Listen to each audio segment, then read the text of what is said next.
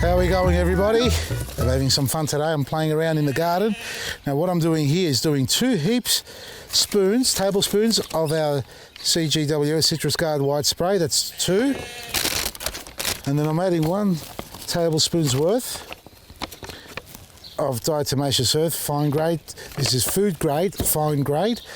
And I'm going to mix that together and spray my tomatoes. Now this is part of the mixture that I did to spray my fruit trees the other day, and as you saw, the trees are mighty fine, and we've used this in the past on seedlings, but I'm actually adding the diatomaceous earth this time, and I'm mixing it in here first because it's important that you get every little lump out of there. And look, it dilutes quite quickly, but it's nice to, you know, give it a bit of a stir. It gets a bit creamy like that, or you could add more water, make it more runny. Now the idea of this is to give it a protection. You know what I forgot to put in here? Bicarb soda. 1 tablespoon of this stuff as well. Make sure it doesn't fall out too fast.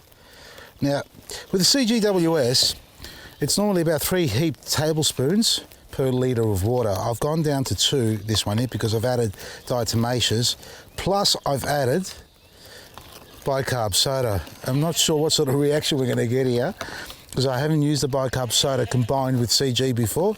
This is going to be my little trial to see how we go with this. I'm going to spray this on my tomato plants. Those 3 tomatoes that I planted early in the season, early by what I mean is September, and that's early for us, and they did go backwards because of the crazy weather. So CGWS 2 tablespoons, 1 tablespoon of diatomaceous earth, and a tablespoon of bicarb soda. I've chosen to use our refill packs. So if you're looking for the packaging on this, they come in refill only, which is the cheaper way to do it, folks. Save a lot of money. And it's better for the environment. They're available on our website. Not the bicarb soda. Get that from your local supermarket. Independently owned. Anyway, we're going to pour this in. I've mixed it so I can explain why I did that, so I can get consistency through the whole liquid, the whole solution. You don't want lumpy bits. You don't want it blocking your sprayer. Even though it does dissolve with a good few shakes, it's always better to get that creamy texture first. Look at that. Delicious. Yeah, that's an expression I use quite often for all sorts of things. Top up your bottle with more water to get it up to the 1 litre, 2 litres, whatever you've got in there. A bit more. That's a murky colour. And now I'm screwing my sprayer on top, which is the Easy Hand Sprayer, designed to fit on any old drink bottle, 1 2 litre drink bottle with a swivel nozzle up and down, folks, or even face yourself if you like. And for those who've never used one of these before, they're serviceable too. They get little O-rings as spare parts, and that comes off and sits back on. So the ideal thing about this is that you can get on the underside of foliage when you need to spray on the underside, because a lot of insects hibernate and hide underneath there, so that's the easiest way to do it. Or you can spray top and bottom depending on how big your plants are or your trees, and you get a good reach and good coverage. So let's go and spray those tomatoes. Come along. And if you remember these tomatoes that I said earlier, I planted about September, and you can see I don't know if you can tell by the camera, but they're lime green in colour, and they've got some markings on the outside there. And earlier on in the season, when it was even cooler, we had some leaf spots on the leaves, which we know as Septoria leaf spot. These are diseases that spread, and they are quite active with moisture and humidity. It knocks your plants out. And normally, when a plant is like this in my garden, I rip it out.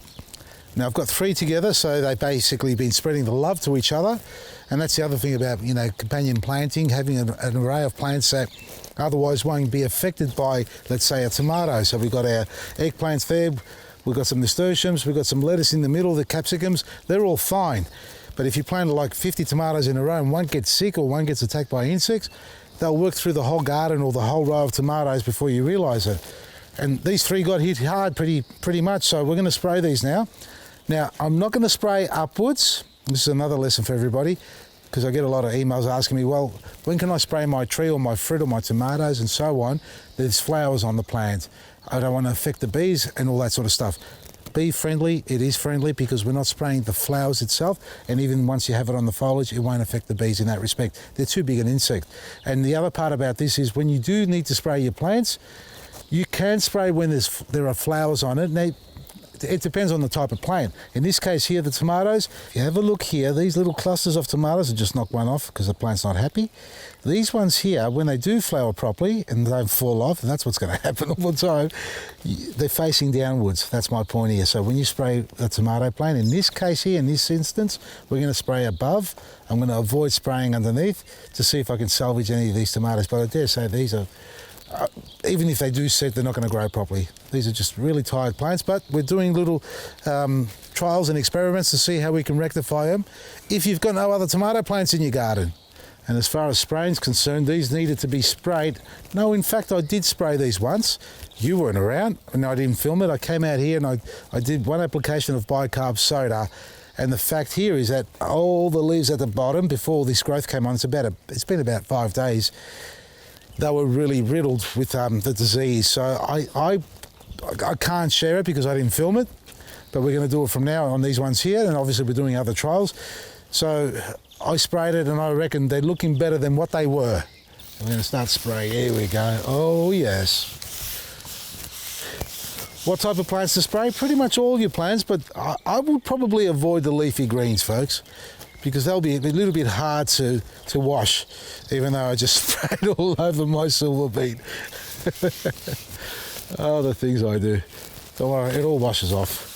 It's the lettuce ones that I'm talking about, more lettuce plants. When you've got those, those big iceberg heads, you get it on the outside, a little bit inside, and again, at the end of the day, it's kaolin clay base. It's used for makeup, I suppose. I think that's what they're doing for the foundation.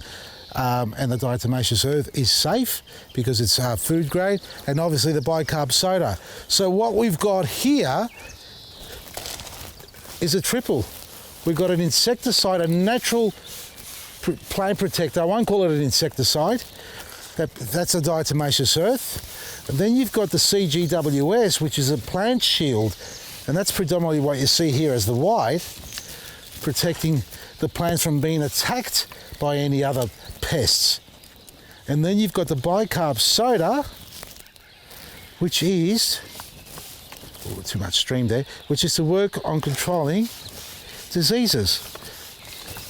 So we've put the three all together, and I'm going to sneak through there like that. And we're going to come back and see if these plants are still alive, which I guarantee pretty much. I feel confident in saying that. They're going to be alive. I'm only mucking around. So protect your plants naturally, folks. This is what it's about. We do recycling bags, paper bags, so we can do refills. It's a lot cheaper. It's a lot better for the environment. We want to get out of the plastic as fast as we can, but it's it's difficult. The logistics of that is difficult. But when it comes to making your own home brew, you've got everything you need in your pantry. And if you want to sort of just boost it up and just supercharge it, get some CGWS and diatomaceous earth. Otherwise, olive oil. And I've been beating this to death for the last few days because we're getting right into the season for what I am, with all the pests and diseases becoming prevalent, especially with the climatic changes that we're experiencing almost to the hour. We had big clouds over the top of us pouring down, and then the sun came out, humidity rises, disease rises, insects love that environment. So prepare yourself for the attack, folks. Olive oil or veggie oil, dishwashing liquid, use a cheap one if you like, but get the one that doesn't have all those extra chemicals into it and those colourings. You don't even need the aroma. So the earth friendly are not as effective, but a basic cheap one. The earth friendly is a lot softer, so it doesn't harm the insect that easily, and it won't harm your garden. And then again, you can top it up with the CGWS and diatomaceous earth. But do not forget to feed. I think it's around the 1st of the month now, or 2nd of the month. I don't know when this is going live, but that's what we say every month. Feed your garden and do a light top dress with compost if you like. Some of our organic superfood, not the black grit, you do that every 3 months, but the superfood can be done every month, and liquid feed your garden. You're going to get great benefits. Don't look at these here and say, well, you're telling us what to do and you've got sick plants here. These were going to get sick. I knew it. It was inevitable because I know what happens out here. But we do this to trial, to demonstrate what happens and how you can treat it and see what the results are like so that you can feel confident to do the same in your garden. That's what we do. We knock our plants around a bit so we can see the results. VasilisGarden.com, everything you need. Our sales are on. I don't know what's on today, but there's plenty of sales every day, as you already know. From me, Vasili, Maresi.